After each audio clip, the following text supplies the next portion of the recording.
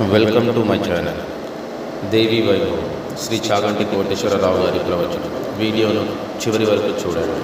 Video నచ్చితే like, share, subscribe చేయడం మరవకండి. Thank you. గురుర్బ్రహ్మ గురుర్విష్ణు గురుర్దేవో మహేశ్వర గురుః సాక్షాత్ పరబ్రహ్మ తస్మై శ్రీ గురవే నమః. పాణిభ్యాం అళిపూర్ణరత్నచషకం రక్తోత్పలం బిభ్రతీం సౌమ్యాం రత్నఘటస్థరక్తచరణాం ధ్యాయేత్ పరేదంబికాం. హరి ఓం. పరమేశ్వర స్వరూపమైన సభకు నమస్కారం. ఈనాడు దేవీ నవరాత్రులలో అమ్మవారిని గాయత్రి అవతారంగా భావించి నమస్కారం చేస్తారు. నేను విజయవాడలో ఉన్నటువంటి కనకదుర్గమ్మ తల్లి దేవస్థానం వారు పాటించేటటువంటి అవతార విశేషాన్ని దృష్టిలో పెట్టుకుని ఇవాళ ఉండేటటువంటి అవతార విశేషం గురించి మాట్లాడుతున్నాను. గాయత్రీమాత యొక్క అవతారం చాలా విశిష్టమైనటువంటి స్వరూపం. ఉండేది ఒక్కటే మూల స్వరూపం. మీకు నేను ప్రతిరోజు ఆ విషయాన్ని విజ్ఞాపన చేస్తున్నాను. ఉన్నది ఆ ఒక్క స్వరూపమే. కానీ ఇవాల్టి రోజున మనం భావించేటప్పుడు అమ్మవారిని గాయత్రీ స్వరూపంతో భావన చేస్తాం. ఆ గాయత్రీదేవి సూర్యమండలాంతర్వర్తి అయి ఉదయకు మధ్యాహ్న కాలమునందు సాయంకాలమునందు కూడా 3 రకములైనటువంటి రూపములతో దర్శనమిస్తుందని, ఎవరు బ్రాహ్మణులై లేదా యజ్ఞోపవీతమును ధరించడానికి అధికారము కలిగినటువంటి జన్మ తీసుకున్నటువంటి వారందరూ కూడా పుట్ల చెయ్యాలి, గాయత్రిని ఉపాసన చెయ్యాలి, గాయత్రీ మంత్రం చేసి తీరాలి. అసలు ఒక స్థితిలో అయితే అన్నారు, నువ్వు అంగన్యాస కరన్యాసములు చేశావా చెయ్యలేదా కూడా అనవసరం, నువ్వు గాయత్రి మాత్రం చేసి తీరాలి. గాయత్రి చెయ్యకపోతే ఒంటి మీద యజ్ఞోపవీతం ఉండి కూడా గాయత్రి చెయ్యకుండా ఇతర దేవతా స్వరూపాన్ని ఎంత గొప్ప ఆరాధన చేసినా వాడు వెళ్ళేటటువంటిది మాత్రము నరకమునకే అని శాస్త్రం తీర్పు చెప్పింది. ఒకవేళ ఇతరమైనటువంటి పూజలు నువ్వు చెయ్యకపోయినా ఒక్క గాయత్రి చేసి సంధ్యావందనం చేస్తే ఒకానొక స్థితిలో వాడు 3 పూటలా సంధ్యావందనం చేసి కనీసం 1000 సార్లు గాయత్రీ మంత్రాన్ని 3 పూటలా చేసిన వాడికి దేవతలు కూడా శిరస్సు ఉంచి నమస్కారం చేస్తారు అని శాస్త్రం. సంధ్యాహీన అశుచి స్వకర్మసు నిత్యకర్మసు. అసలు సంధ్యావందనం చెయ్యని వాడు ఎవడుంటాడో వాడికి అశౌచం ఉన్నట్టుగా లెక్క. వాడు తన కర్మయందు కానీ ఇతర విశేషమైన కర్మయందు కానీ పాల్గొనుటకు వాడికి అధికారము లేదు. ఎందుచేతనంటే వాడు అశౌచమును పొందిన వాడితో సమానమై ఉంటాడు కనుక. మనం ఒక దేశానికి సార్వభౌమ అధికారం ఉన్నది ఎలా చెప్తాం? ఒక జెండాలో చెప్తాం. జెండా ఎంత ఉంటుందండి? గట్టిగా ఓ 3 గజాల గుడ్డ. ఆ బట్ట ఎగరేస్తాం రంగు వేసి. అది ఆ జెండాకి రూపకల్పన ఎవరు చేశారు? మనమే చేశాం. ఆ జెండా స్వయంభూ ఏం కాదు, అది మనమే రూపకల్పన చేశాం దానికి. కానీ ఆ జెండా 15 రోజునో రిపబ్లిక్ డే నాడో అసలు యథార్థములకు ప్రతిరోజు ఎగరవేయాలి. జాతీయ పతాకాన్ని ఎగరేస్తే మనం ఏం చేస్తాం? వెంటనే ఆ పతాకమునకు వందనం చేస్తాం. ఎందుకు నువ్వు ఆ బట్టకు వందనం చేయడం ఏమిటి అంటే, మా దేశము, మా దేశ ప్రతిష్ట, మా దేశ సార్వభౌమాధికారము అంతా అందులో ఉన్నది అంతే. మీరు అందులో చూసి మన దేశ గౌరవాన్ని, దేశ ప్రతిష్టని, పతాకానికి నమస్కారం చేస్తున్నారు. ఒక దేవాలయంలోకి ప్రవేశించని ఈ దేవాలయంలో ఉండేటటువంటి మూర్తి వేదము చేత ప్రతిపాదింపబడినటువంటి స్వరూపము కలిగిన వాడు. అందుచేత నేను వేదము యొక్క ప్రమాణమును అంగీకరించి లోపలికి వెడుతున్నాను. ధ్వజస్తంభానికి నమస్కారం చేసి లోపలికి వెడతారు.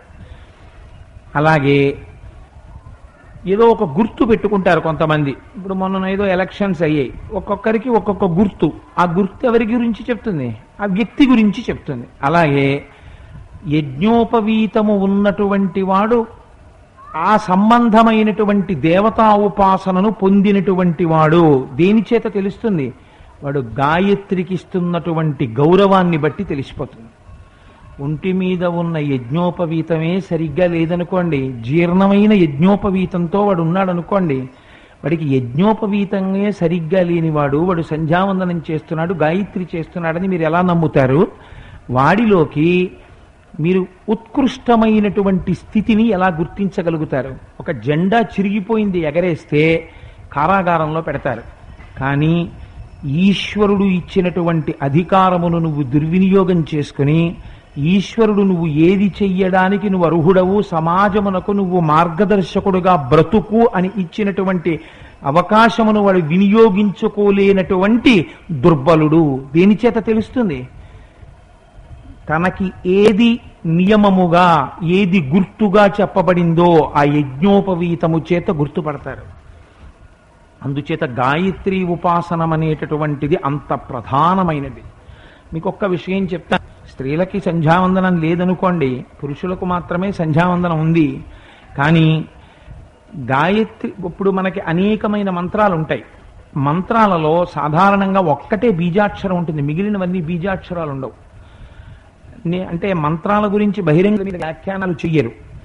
ఏదో ఒక అష్టాక్షరి, ఒక పంచాక్షరి ఉందనుకోండి, అందులో మిగిలిన అక్షరాలన్నీ బీజాక్షరాలు ఉండవు, ఒక్కటే బీజాక్షరం ఉంటుంది.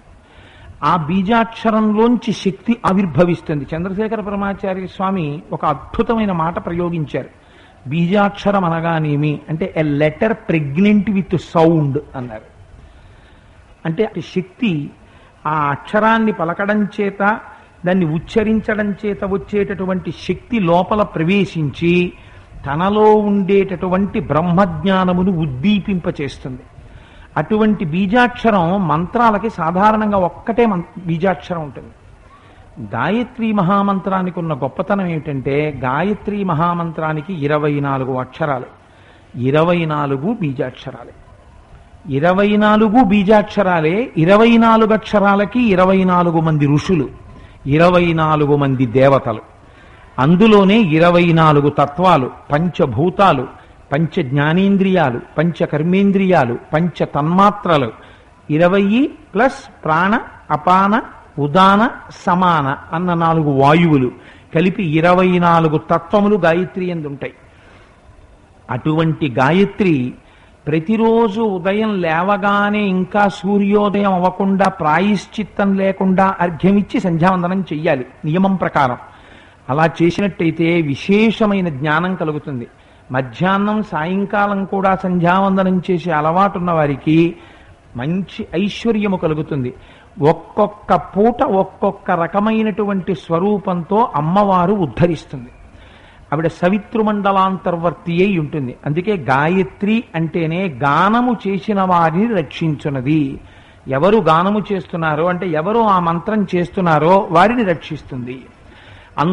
అందుకే యదహ్నాత్ కురుతే పాపం తదహ్నాత్ ప్రతిముచ్యతే, యద్రాత్రియాత్ కురుతే పాపం తద్రాత్రియాత్ ప్రతిముచ్యతే అంటారు సంధ్యావందనంలో. పగలు చేసిన పాపం అంటే రోజు పాపం చేసేసి గాయత్రి చేసి పోగొట్టుకోమని కాదు దాని ఉద్దేశం. తనకి ఎప్పుడైనా పొరపాటును తెలియక ఒక పాపము చేసి ఉంటే పశ్చాత్తాపంతో కుపితుడై గాయత్రి చేసిన వాడికి ఆ పాపము అప్పటితో శమించిపోతుంది. అంత శక్తివంతమైన సంధ్యావందనము, అంత శక్తివంతమైన గాయత్రి.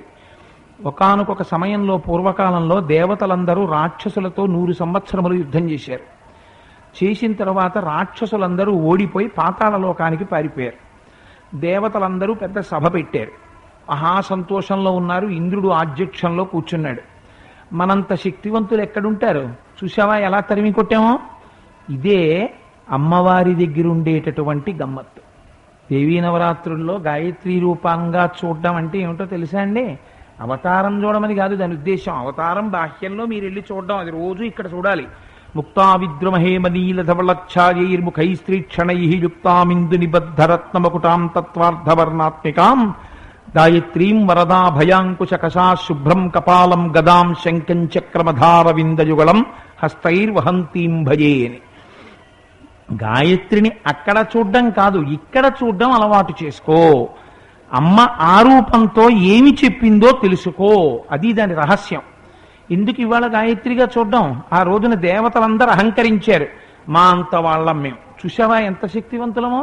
రాక్షసుల్ని తరిమి కొట్టాం. మా బలం అటువంటిది అని ఎవడి మానాన వాడు భుజాలు ఎగరేస్తున్నాడు. నేను వాణ్ణి చంపాను, నేను వీణ్ణి చంపాను, నేను వాణ్ణి కొట్టాను, ఇన్ని మాటలు అన్నారు.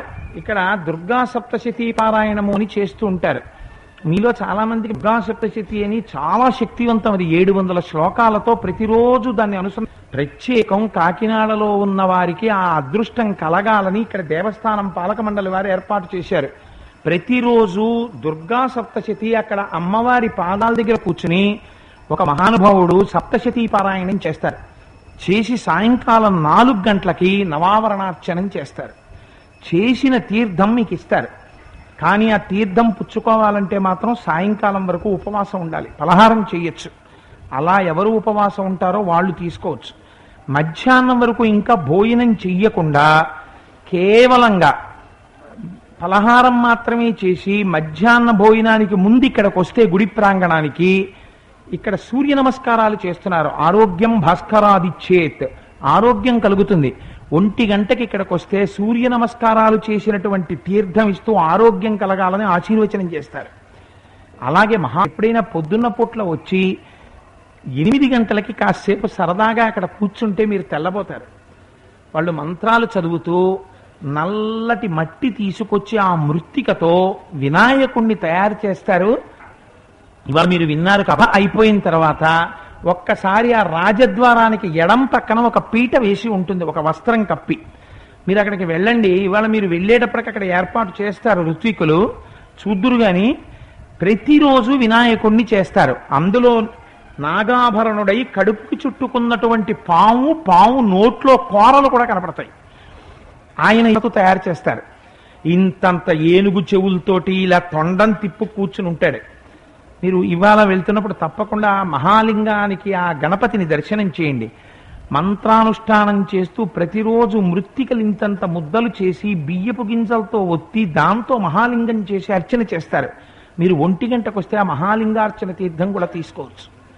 ఇన్నింటిని నవరాత్రులలో ఏర్పాటు చేశారు. నేను ఎందుకు ఈ విషయం అనుసంధానంగా విజ్ఞాపన చేశానంటే, అనుషంగికంగా దేవతల నాడు మా శక్తి అన్నారు. అమ్మవారు ఒక పాఠం చెప్పాలనుకుంది. ఎవరైనా అంతే, ఒక స్థితికి వచ్చేంత వరకు భగవంతుడి దయండి నేను పైకి రావాలి, భగవంతుడి దయండి నేను పైకి రావాలంటాడు. ఒక స్థితికి వచ్చేసాడు అనుకోండి, ఇంకా కళ్ళు కనపడవు. ఏ స్థితికి వెళ్ళిపోతాడంటే అమ్మవారి కన్నా తానే ఎక్కువ ఉన్న స్థితికి వెళ్ళిపోతాడు. వెళ్ళిపోయి నా అంతవాడు లేడు, నాకన్నా గొప్పవాడెవడు, ఈ స్థితికి వెళ్ళిపోతాడు. అప్పుడు అమ్మవారు ఒక పాఠం చెప్తుంది. బిడ్డలు కదా, ఆ తల్లి చెనకదు, కానీ ఒక పాఠం చెప్తుంది. దేవతలు కూడా ఇలాగే అహంకరించారు. అమ్మవారు ఒక పెద్ద తేజో రూపంతో, కోటి సూర్య ప్రభాభాసమైనటువంటి యక్షిణీ రూపంతో కనపడింది. కనబడితే వాళ్ళు ఆశ్చర్యపోయి, ఏమిటా దివ్యమైన రూపం, ఎవరో కనుక్కురమ్మన్నారు. ఎవరెళ్ళాలన్నారు. ముందు అగ్నిహోత్రుణ్ణి పంపండి, పెద్దవాడు మహానుభావుడు, అందరికీ హవిస్సులు తీసుకెళ్తాడు కదా అన్నారు. అంటే అగ్నిహోత్రుడు వెళ్ళాడు. ఆవిడ అడిగింది నువ్వెవరని అడిగింది. ఆయన చాలా దర్పంగా జవాబు చెప్పాడు. నేను ఎవరో తెలియదా, నేను అగ్నిహోత్రుణ్ణి, నేను ఏది చేస్తాను, అది నా స్వభావం అన్నాడు. ఆవిడ ఏం చేసిందంటే ఒక గడ్డి పరక అక్కడ పారేసి, ఏది చూడాలనుంది కాల్చు అంది. అగ్నిహోత్రుడు నానా తంటాలు పడ్డాడు కాలుద్దామని, కాల్చలేకపోయాడు గడ్డి పరక. సిగ్గు చెంది వెనక్కి వెళ్ళిపోయాడు. ఇంద్రుడికి చెప్పాడు, నాకు ఆ స్వరూపం ఏదో తెలియదు, కానీ ఒక గడ్డి పరకని వేసింది, నేను కాల్చలేకపోయానన్నాడు. అంటే ఇంద్రుడు వాయువుని పిలిచాడు. నీకు ప్రభంజనుడు అని పేరు, నువ్వు అడ్డొచ్చిన దాన్ని విరగ్గొట్టేస్తావు, అందుకని నువ్వు వెళ్ళి ఆవిడ సంగతి తేల్చుకురమ్మన్నాడు. వాయువు విడితే ఆవిడంది నువ్వెవరంది. నేను వాయువుని అన్నాడు. ఏం చేస్తావు? నేను ఊపిరి పోస్తాను, దేన్నైనా విరగ్గొట్టేస్తాను. 120 కిలోమీటర్ల వేగంతో ఈదురుగాలులు వేస్తాయంటే చెట్లు పడిపోతాయి, టెలిఫోన్ స్తంభాలు ఉంగిపోతాయి కదా. అంటే అమ్మవారు అంది ఇలా గడ్డి పరక కదుపంది. కదపలేకపోయాడు. ఆయన వెనక్కి వెళ్ళిపోయాడు. ఇంద్రుడే వచ్చాడు, తరిమి కొడతాను నేను ఆ యక్షిణిని. ఆవిడే ఈయన్ని తరిమి కొట్టింది. తరిమి కొడితే దిక్కుతోచని ప్రదేశానికి వెళ్ళిపోయాడు. అశరీరవాణి వినపడి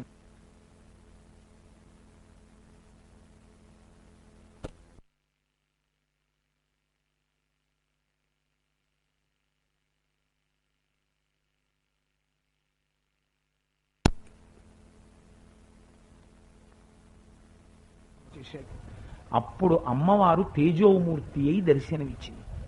ఇచ్చి ఇక నుంచి ఈ అజ్ఞానం కలగకుండా సమస్త ఐశ్వర్యమును పొందడానికి నన్ను గాయత్రిగా ఉపాసన చెయ్యి అని చెప్పింది. ఆనాటి నుంచి దేవతలు కూడా గాయత్రి స్వరూపాన్ని ఉపాసన చేస్తారు. గౌతమ మహర్షి గురించి మీరు వినే ఉంటారు. గౌతమ మహర్షి ఎంతటి మహానుభావుడండి. అంతటి గౌతమ మహర్షి యొక్క శక్తి అంతా ఎక్కడదో తెలుసా? ఇవాళ ప్రత్యేకించి గోదావరి జిల్లాల వాళ్ళం అన్నం తింటున్నాం, నీళ్లు తాగుతున్నాం, బతికున్నాం అంటే ఎవరి భిక్ష? గౌతమ మహర్షి భిక్ష. ఆయన ఇచ్చిందే గోదావరి. అటువంటి గౌతముడు అన్ని చోట్ల కూడా క్షామం వచ్చేసి తినడానికి తిండి లేకపోతే తన తపశ్శక్తితో అపారమైనటువంటి ఆహారాన్ని సృష్టించి అందరికీ పెట్టేవాడు. గౌతముడి ఆశ్రమంలో క్షామం ఉండేది కాదు. ఆయన గాయత్రి ఉపాసన చేస్తాడు. కానీ గౌతముడి ఆశ్రమానికి వెడితే అన్నం దొరుకుతుందని వచ్చే వాళ్ళ సంఖ్య పెరిగిపోయింది. పెరిగిపోతే ఆనాడు గౌతముడు గాయత్రీదేవిని ప్రార్థన చేశాడమ్మా, ఇంతమంది అన్నార్తులు నేను ఎలా అన్నం? ఆవిడ ఒక పాత్ర ఇచ్చింది, దీంట్లో అన్నం తరగదు, ఎంతమందికైనా అన్నం పెట్టమని. ఆవిడ అన్నం పెట్టేవాడు. అలా 100 సంవత్సరములు పెట్టాడు. పెడుతుంటే ఈయన వైభవం విని దేవేడాడు ఒకసారి శచీదేవి దగ్గర కూర్చుని, గౌతముడి వైభవం చూశావా శచి అని. ఇది విన్నాడు నారదుడు. గౌతముడి ఆశ్రమానికి వచ్చి నిన్ను దేవేంద్రుడు పొగిడాడయా అని చెప్పి నమస్కరించాడు. నాదేముందయా, ఇదంతా గాయత్రీదేవి మహాత్యం, నా గొప్పతనం లేదన్నాడు గౌతముడు. ఈలోగా వర్షాలు పడ్డాయి, పంటలు పండాయి. బ్రాహ్మణులకి అక్కడ ఉన్న వాళ్ళకి కొంచెం కోపం వచ్చింది. ఇంత గొప్పవాడని గౌతముడికి పేరు వచ్చేసింది, ప్రపంచంలో ఇదో దౌర్భాగ్యం కదా, ఒకడికి పేరు వస్తే ఇంకోటి తట్టుకోలేడు. అందుకని ఆయనకంత పేరు వచ్చేయడమా, అందుకని చెప్పి ఆయన్ని ఎలా అయినా మనం పాడు చేసేయాలి. అందుకని ఏం చేద్దాం అంటే గౌతముడి మీద ఏదో ఒక అపనింద వెయ్యాలి. ఇప్పుడు అందరూ చీత్కరించేటట్టు చెయ్యాలి. ఏం చేద్దాం అనుకున్నారు? ఒక మాయా గోవుని సృష్టించారు. అది గట్టిగా గాలేస్తే పడిపోతుంది. అటువంటి గోవుని సృష్టించారు. ఆయన అగ్నికార్యం చేసుకుంటున్నాడు గౌతముడు. అది లోపలికి ప్రవేశిస్తోంది. చూసి ఆవు లోపలికి వచ్చేస్తోంది పర్ణశాలలోకని అదిలించాడు, హుంకారం చేశాడు. ఆ మాత్రం హుంకారానికి ఆ గోవు చచ్చిపోయింది. వెంటనే వీళ్ళు గోవుని చంపేశాడు గౌతముడు, గోహత్యాపాతకం అంటుకున్నవాడు అన్నారు. అందరూ చేరి చెప్పుకోవడం మొదలెట్టారు. నేను హుంకారం చేస్తే గోవు చచ్చిపోవడం ఏమిటని దివ్య దృష్టితో చూశాడు గౌతముడు. బ్రాహ్మణులు చేసినటువంటి ద్రోహం ఆయనకి తెలిసింది. ఆయన ఏమని శపించాడో తెలుసా అండి? మీకు అన్నం నీళ్లు పుట్టవని శపించలేదు. ద్వాపర యుగాంతం వరకు మీరు కుంభీపాక నరకంలో పడుండండి, భూమి మీద బ్రాహ్మణులై పుట్టండి. కానీ ఎవరికి గాయత్రీదేవి పాదములు పట్టి ప్రతిరోజు సంధ్యావందనం చేస్తాడో వాడికి మాత్రమే భగవత్ స్వరూపం సరిగ్గా అర్థమవుతుంది. ఎవడు గాయత్రిని ఉపాసన చెయ్యకుండా మిగిలినటువంటి రూపాలు పట్టుకుంటాడో, మిగిలిన దేవతల తిరుగుతాడో, వాడు భ్రష్టుడై తిరిగి మళ్ళీ కుంభిపాక నరకానికే వెళ్ళిపోతుంటాడు. ఎవడు గాయత్రిని ఉపాసన చేస్తున్నాడో, సంధ్యావందనం చేస్తాడో, గాయత్రీ మంత్రం చేస్తాడో, వాడు మాత్రం 10 మందికి మార్గదర్శకుడై 10 మంది మెచ్చుకునేటట్టు జీవించి అంత్యమునందు ఈశ్వర సన్నిధానాన్ని చేరుకుంటాడు అని మహానుభావుడైన ఆ రోజున శాపమిచ్చాడు గౌతమ మహర్షి. వీళ్ళందరూ కాళ్ల మీద పడి వేడుకోబట్టి ఉపశమనం ఇచ్చాడు. కలియుగంలో పుట్టిన తరువాత మీరు గాయత్రి ధ్యానం చేస్తే మాత్రం మీ బుద్ధి వక్రించదని చెప్పాడు. ఆయనకి గాయత్రి పై ఎంత గౌరవమో చూడండి. ఆనాటి నుంచి ఈనాటి వరకు గాయత్రి మాత యొక్క శక్తి అంతే. ఆ నాకు తెలిసి వ్యక్తిగతంగా పేర్లు సభలలో నేను చెప్పకూడదు, కానీ నాకు ఉద్యోగం రావాలి, నేను నియమంగా గాయత్రి చేస్తానని గాయత్రి చేసి ఉద్యోగాలు వచ్చిన వాళ్ళు నాకు తెలుసు. గాయత్రి చేసి ప్రమాదాల్లోంచి బయటపడ్డ వాళ్ళు నాకు తెలుసు. గాయత్రి చేసుకుని జీవితమునందు కృతార్థులైన వాళ్ళు నాకు తెలుసు. మహాపురుషుడు, జ్ఞానపీఠ అవార్డు గ్రహీత, ఒకానొక నాడు ఆయన నడిచి వెడుతుంటే సరస్వతీదేవే నడిచి వెడుతోంది అని గౌరవింపబడినటువంటి మహాపురుషుడు. అటువంటి వారు ఎప్పుడైనా ఎక్కడికైనా ఎవరింటికైనా కొత్త ఊరు వస్తే సాయంకాలం సభకి వెళ్ళాలంటే ఆయన తెల్లవారకట్ట స్నానం చేసి కూర్చుంటే సాయంకాలం 10 వరకో 11 వరకో ఆయన సంధ్యావందనం గాయత్రి చేస్తుండేవారు. ఇంకా మాట చెప్పనా? అసుర సంధ్య వేళలో చంద్రమౌళీశ్వరుడికి అభిషేకం జరుగుతూ ఉండగా చంద్రశేఖర పరమాచార్య స్వామి వేదిక మీదకి వచ్చాక ఉత్తరీయం కప్పుకుని యజ్ఞోపవీతం ఉన్నవాళ్ళు అసుర సంధ్య వేళలో సభలో ఉంటే వేలు పెట్టి లేపేసేవారు. వెళ్ళి సంధ్యావందనం చేసి తర్వాత రండి సభలో. కానీ సంధ్యావందనం గాయత్రి అనుష్ఠానం అంత గొప్పదిగా చూశారు చంద్రశేఖరులు కూడా. నేను ఎందుకు ఈ విషయాలు మీకు విజ్ఞాపన చేశానంటే గాయత్రి మహాత్మ్యము అంత గొప్పది. ఆ అమ్మ పేరు పలకడమే అదృష్టం. ఇవాళ దేవీ నవరాత్రులలో 3వ నాడు గాయత్రీమాతని ఒక్కసారి స్మరించి అది రూపదర్శనం చేయడం అంటే. కథాంశము తెలియక మనస్సులో భావించలేనివాడు కనీసం బాహ్యంలో చూసి నమస్కరిస్తాడని. ఇప్పుడు ఎవరండి గాయత్రి? గాయత్రి వేరు, సావిత్రి వేరు, సరస్వతి వేరు, లక్ష్మి వేరు ఇన్నుండవు. నిన్న వెంకటాచలంలో బ్రహ్మోత్సవాలు జరుగుతుంటే వెంకటేశ్వరుడే సరస్వతి అవతారంగా ఉన్నాడు. అదే వెంకటేశ్వరుడు సరస్వతి అవతారం ఎలా అవుతాడంటే అంటే అదో అజ్ఞానం. అంటే వాడికి గాయత్రి ప్రచోదనం లేదనమాట, వాడికి అర్థం కాదు. ఆవిడే మీరు మనస్సుతో చూడాల. ఇవాళ అమ్మ దగ్గరికి దర్శనానికి వెళ్ళినప్పుడు అమ్మా గాయత్రి నీకు నమస్కారం అనాలి. మీరు మీ నోటితో ఉచ్చరించమని ఆ నామం ఇవ్వాల. అలా ఉచ్చరిస్తే, అలా దర్శనం చేసి నమస్కరిస్తే ఆవిడ బుద్ధిని సక్రమమైన మార్గములో పెట్టి మనని నడిపించగలిగినటువంటి తల్లి. ఆ తల్లి యొక్క అనుగ్రహం ఎలా ఉంటుందో తెలుసా అండి? ఆవిడ 3 పూట్ల సూర్యుడిలో సవితృమండలాంతర్వర్తి అయి ఉంటుంది. అదే తల్లి తన కన్నులు కదుపుతూ తన కన్నులతో రక్షణ ఎలా చేస్తుందో ఇప్పుడు మామూలుగా సాధారణంగా అందరూ ఏం చెప్తారంటే లలితా సహస్రనామ స్తోత్రంలో ఒక నామం ఉంది, వక్త్రలక్ష్మి పరీవాహచలన్మి నభలోచన అని. అంటే అమ్మవారు తన కన్నులు, అమ్మవారి యొక్క కన్నులు చూస్తే ఎలా ఉంటాయి అంటే తేజస్సు యొక్క సరస్సులో తేలియాడుతున్నటువంటి చేపలలా ఉంటాయి అని. ఆ ముఖ దీప్తి ఎందు. అయితే గమ్మత్తు ఏమిటంటే అసలు లలితా సహస్రనామ స్తోత్రం మొత్తం మీద వ్యాసుడు వాడని ప్రముఖమైన నామం మీనాక్షి నామం. అసలు మీనాక్షి అన్న నామం లలితా సహస్రంలో వ్యాసుడు వాడలేదు, కానీ సంకేతించాడంతే. వక్త్రలక్ష్మి పరీవాహమి నభలోచన అని. చేప తన పిల్లలకి స్తన్యం. ఆకలితో పిల్లలు తల్లి వంక చూస్తే తల్లి పిల్లల వంక కరుణారసంతో చూస్తుంది. అయ్యో నా పిల్లల ఆకలేస్తోందా అని. మరి సృష్టిలో ఉన్న గమ్మత్తు ఏమిటో తెలియదు, వాటికి కడుపు నిండిపోతుంది. కొంతకాలం అయిన తర్వాత మనెవ్వరికీ చేతకానిది నీటిలో కరిగిజన్ ఉంటుంది. మనం కానీ నీటిలో పడ్డాం అనుకోండి, ఆక్సిజన్ ఉన్నా చచ్చిపోతాం, మనం బతకలేము. ఒక్క చేపకి మాత్రం మొప్ప. ఆ మొప్పలు వస్తే నీట కరిగిన ఆక్సిజన్ని తన మొప్పలతో గ్రహిస్తుంది. చేప గ్రహించి బతుకుతుంది. నీటిలో బ్రతకగలిగిన శక్తిని తర్వాత చేప పొందుతుంది. అలా అమ్మవారు ఇలా తన కన్నులతో ఇలా చూస్తూ పోషించేస్తుంది, ఇలా చూస్తూ అందరినీ కటాక్షించేస్తుంది. అలా అమ్మవారు ఎంతమందిని ఉద్ధరించిందో, ఎంతమందిని అనుగ్రహించిందో ఒక శ్లోకం ఇచ్చారు శంకర భగవత్పాదులు సౌందర్యలహరిగా. ఇదే గాయత్రీ స్వరూపం. గాయత్రీ స్వరూపం అంటే ఏమిటంటే రక్షణ చేయడమే, ఏది కావాలో దాన్ని ఇచ్చేయడమే. సరస్వతీ కటాక్షం, లక్ష్మీ కటాక్షం, ఆరోగ్యం, దీప్తి, తేజస్సు, ఏది కావాలంటే అది ఇవ్వడం. అమ్మవారు అలా ఎలా ఇస్తుందో చాలా గమ్మత్తుగా శంకరాచార్యుల వారు మాట్లాడారు సౌందర్యలహరిలో ఒక శ్లోకంలో. అయితే ఉపన్యాసం అయిపోయి ప్రకటనలైన తరువాత శ్లోకం చదవడం కన్నా ఇవాళ ఒక్కసారి ముందు శ్లోకం అనండి, ఆ తర్వాత నేను వ్యాఖ్యానం చేస్తాను. నోటితో చెప్పడంలో వెళ్ళిపోతుంది కానీ ఒకరికి చెప్పమంటే ఆగిపోతుంది నాకు, అందుకని రాసుకొస్తున్నాను. అందుకని ఒకసారి నేను చూసి చెప్తాను, మీరు చెప్పండి ఒక్కసారి ఆ శ్లోకాన్ని, తర్వాత వ్యాఖ్యానం చేస్తాను. ఆ డిస్కంటిన్యూటీ ఉండకుండా ఉంటుంది. కవీనాం సందర్భ కటాక్ష వ్యాక్షేప కర్ణయుగళం అముంచంతౌ దృష్ట్వా తవ నవ రసాస్వాదతరళౌ అసూయా సంసర్గా దళిక నయనం కించిదరుణం. ఇదో గమ్మత్తైనటువంటి శ్లోకం. నేను ఆ మాట ఎందుకన్నానంటే శంకరాచార్యులు వారు ఈ శ్లోకంలో అంటారు, అమ్మా అసూయా సంసర్గా దళిక నయనం కించిదరుణం. ఏమన్నా అర్థం ఉంది? అసూయ అసలు ఆ మాట వెయ్యచ్చా?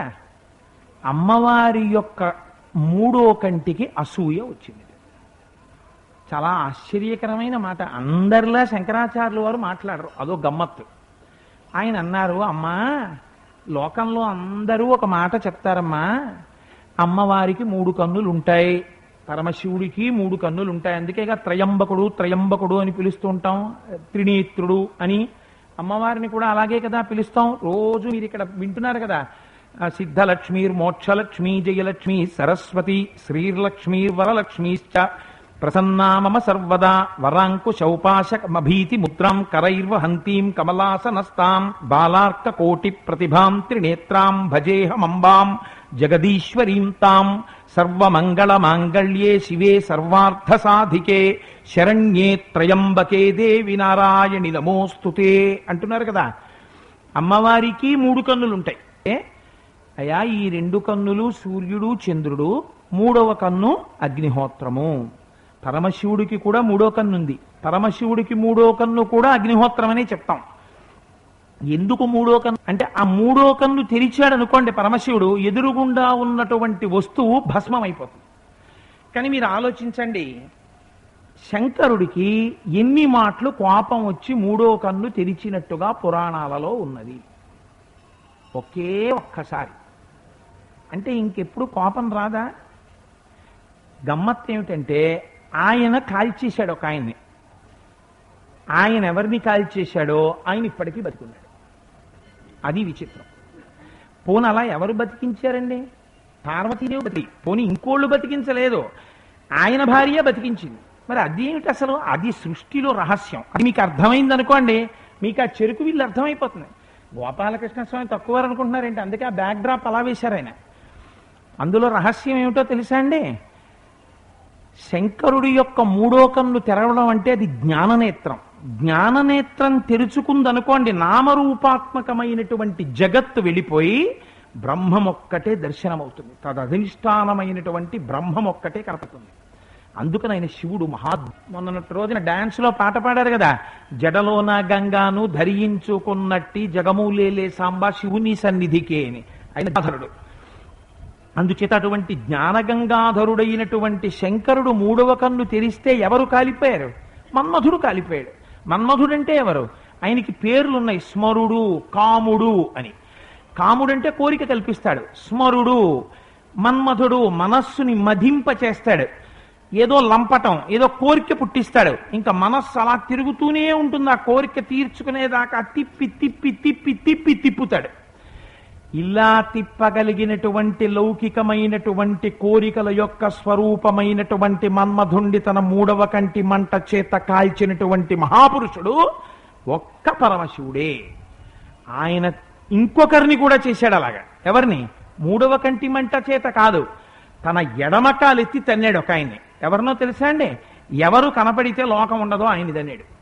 యమధర్మరాజు గారు కనపడ్డారనుకోండి, అయిపోయిందే. ఇంకా ఆయన దర్శనంతో ఇంకా ఇతర దర్శనాలు ఉండవు. ఎవరో ఉంటారు మహానుభావులు, మృత్యుదేవత నోటి 2 కోరల చిక్కి బ్రతికినొనక వేళ బ్రతుకవచ్చు గాక సైరింపవచ్చునే కదనమందు నేనే శ్రీహరియంచ సంభవుడనే నిర్మాణక్ష నిర్మూల చెరుండనేని ఇదే లోకద్రోహి దైతేయ సంతానారణ్య భవాననాయక చౌదర్శన జ్వాలలం నేనింబాసి కిరీటి మస్తకమ భూమింత్రెళ్ళుతన్ భోరునన్నంటాడు గయోపాఖ్యానంలో కృష్ణ పరమాత్మ ప్రతిజ్ఞ చేస్తూ. అది వేరు. ఎవరో ఉంటారు అలా మృత్యుదేవత యొక్క 2 కోరల యందు చిక్కి జారి కింద పడి బతికేటటువంటి వాడు. కానీ సాధారణంగా ఒకసారి యమధర్మరాజు గారి దర్శనమైందంటే ఇతర దర్శనాలన్నీ ఆగిపోయినట్టే లెక్క. అలాంటి యమధర్మరాజుని తన ఎడమ కాలితో వక్షస్థలం మీద తన్నాడు. వక్షస్థాడనమంతకస్య కఠినాపస్మార సంవర్ధనం భూభృత్పర్యటనం నమత్వర కర్మేదం మృదులస్య తావక పద ద్వంద్వస్య గౌరీపతే మచ్చేతోమణి పాదుకా విహరణం శంభో సదాంగీకురు అని శంకర భగవత్పాదులు శివానంద లహరిలో ప్రార్థన చేశారు.